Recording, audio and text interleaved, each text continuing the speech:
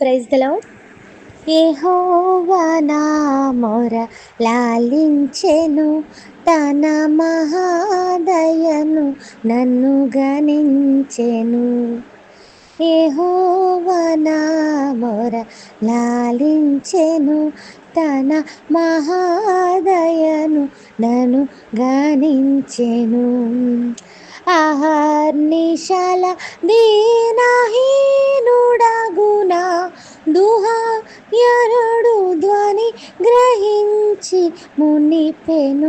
యెహోవా నా మొర లాలించెను, తన మహాదయను నన్ను గణించెను. హల్లెలూయా. అవును, మన ప్రభువు మన మొర ఆలకించేవాడు, తన మహాదయను మనపై అనుగ్రహించేవాడు. ఎలాంటి పరిస్థితుల్లో మొరపెట్టినా ఆయన ప్రతి విషయాన్ని ఆలకిస్తానని సెలవిస్తున్నాడు. తన మహాదయను విని ఊరికే ఉండక దయను కుమ్మరించే దేవుడు మన దేవుడు. దేవుని కృప తన వాక్యము ద్వారా మనల్ని ధైర్యపరుస్తుంది. ఈరోజు వాగ్దానాన్ని ధ్యానిద్దామా? సామెతల గ్రంథం 26వ అధ్యాయం 27వ వచనం. గుంటను త్రవ్వువాడు దానిలోనే పడును, రాతిని పొర్లించువాని మీదికి అది తిరిగి వచ్చును.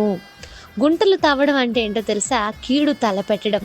మనం ఎవరి విషయంలో అయినా కీడును తలపెట్టామనుకోండి, ఖచ్చితంగా ఆ కీడులో మనమే పడతామట.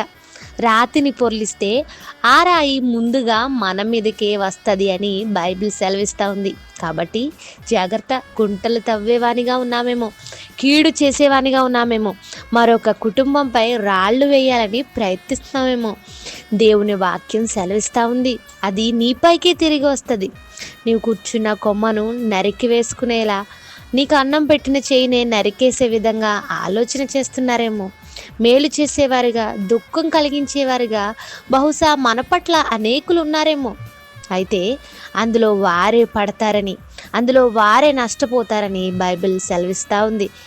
ఎంతోమంది దేవుని ప్రజలకు కీడు చేయాలని ఆలోచించినప్పుడు, ప్రయత్నించినప్పుడు వారు ఆ కీడులోనే తిరిగి పడ్డట్టు మనం బైబిల్ గ్రంథంలో చూడొచ్చు. దానియేలును సింహాలు ముట్టలేదు, కానీ అతనికి కీడు చేయాలనుకున్న వారి ఎముకలను కూడా సింహాలు మిగల్చలేదు. మోషే పట్ల తన సొంత అక్క అవమానాన్ని, కీడును తలపెట్టింది, కానీ భయంకరమైన రోగాన్ని తిరిగి సంపాదించుకుంది. తిరిగి మరలా మోషే ద్వారానే స్వస్థపడాల్సిన అవసరత ఆమెకు కలిగింది. ప్రియ సహోదరులారా, క్రైస్తవులమైన మనము మేలు చేసేవారిగా ఉండాలి. గుంటలు గోతులు తవ్వేవారిగా ఉంటే మనమే తిరిగి ఆ గుంటలో తిరిగి పడతాము. ఆ రాయి తిరిగి మన మీదకే వస్తుంది. సత్యదేవుణ్ణి అంగీకరించిన మనము, సత్యాన్ని అనుసరించి జీవిస్తున్న మనము, ఒకవేళ మన మీదే అనేకులు గుంటలు తవ్వుతున్నారేమో, మన మీదే రాయిలు వేసే ప్రయత్నం చేస్తున్నారేమో, దిగులు పడొద్దు. తిరిగి ఆ రాయి వారి మీదకే వెళ్ళబోతుంది.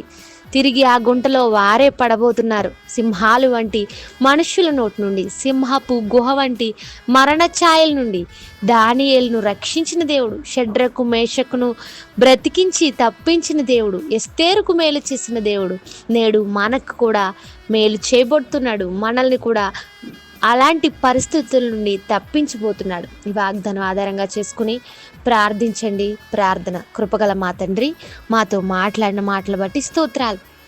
మాపై అనేకులు గుంటలు తవ్వేవారుగా, మా ప్రియులు ఎవరైతే ఏకీభవిస్తున్నారో వారి మీద నిందలు వేసేవారిగా, రాతిని పొర్లించేవారిగా ఉన్నారేమో, వారి మీదకే అది తిరిగి వస్తుందని నీ మాట ద్వారా సెలవిచ్చినందుకు స్తోత్రాలు. ఈ వాగ్దానం ద్వారా మమ్మల్ని బలపరచండి. గుంటలు త్రవ్వుతూ నా చుట్టూ ఇన్ని అవమానాలు సృష్టిస్తున్నారనే దిగులులో ఎవరైతే ఉన్నారో వారిని బలపరచండి. దానియేలును తప్పించిన రీతిగా, షడ్రకు మేషకును అగ్నిగుండం నుండి తప్పించిన రీతిగా మమ్మల్ని కూడా తప్పిస్తావనే ధైర్యాన్ని, నమ్మకాన్ని మాలో కలిగించమని ఈరోజంతా ఈ వాగ్దానం ఆధారంగా ప్రార్థిస్తున్న ప్రతి ఒక్కరి పట్ల ఈ వాగ్దానం నెరవేర్పును అనుభవించే భాగ్యాన్ని దయచేయమని అడుగుచు మా ప్రియులందరినీ ఆశీర్వదించమని, ఏకీపిస్తున్న ప్రతి ఒక్కరి మీద దినాశీర్వాదాలు కుమ్మరించమని అడుగుచు యేసుక్రీస్తు వారి నామంలో అడుగుచున్నాను తండ్రి. Amen. Have a nice day. Thank you all. God bless you.